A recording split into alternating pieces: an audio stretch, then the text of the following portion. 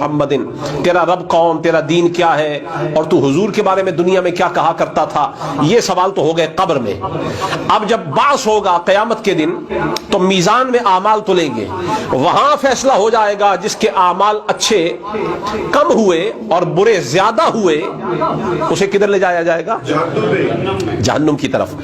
اب یہاں اس مرحلے کا بیان قرآن میں آ رہا ہے کہ جن کے لیے فیصلہ ہو گیا، اعمال تل گئے، قبر کے سوال ہو گئے، اب فیصلہ ہو گیا ان کو جہنم کی طرف لے جاؤ۔ اب جب فرشتے لے جا رہے ہوں گے تو عین اسی لمحے کہ جب انہیں جہنم کی طرف لے جایا جا رہا ہوگا حکم ہوگا وقفوہم، انہیں روکو، انہم مسئولون، ابھی ہم نے ان سے اور سوال بھی کرنا ہے، ابھی ہم نے ان سے کچھ اور بھی پوچھنا ہے۔ اب میں آپ حضرات کو یہیں پر ٹھہرا کے پھر پیچھے پلٹا کے لے جاتا ہوں۔ قبر میں من ربک کا سوال ہو گیا، ما دینک کا سوال ہو گیا، محمد رسول اللہ کی رسالت کا سوال ہو گیا، اعمال جو تلنے تھے وہ تل چکے، اب جنہوں نے جہنم جانا تھا وہ ادھر جا رہے ہیں۔ اب ٹھہرانے کا کیا معنی ہے؟ 6 معنی دارت کیوں روکا جا رہا ہے؟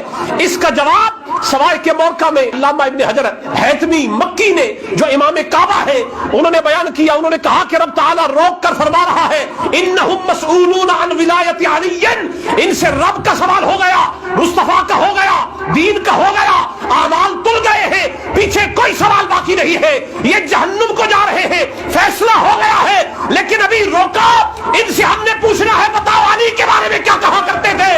اگر سارے اعمال تلنے کے بعد بھی اگر نظریہ علی کے بارے میں درست ہے، علی کا مسئلہ الگ ہے، ہم اب بھی فیصلہ کر کے جنت کو لے جائیں۔